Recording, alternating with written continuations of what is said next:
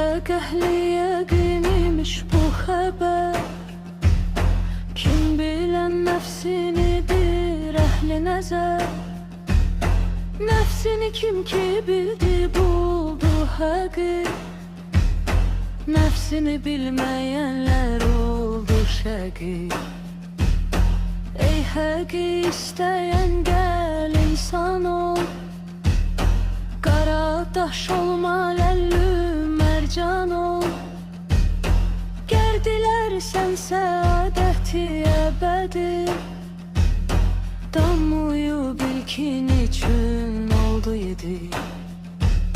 8 oldu qapısı uçmağın.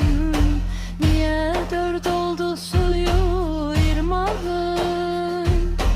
Tuba ağacının nədir yemişi?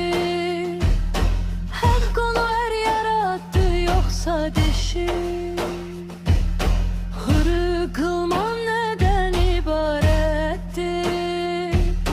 Hüvə mənhu nəyə işarətdir? Kövsər səlsəbilü mayin. Məqsədi sidq ilə məqami əmin. Nə deməkdir bana bəyan eylə. Bu nihan sirri gələyan eylə. Nə səldir nə moyu xəmrü ləbən. Ol ki Quranda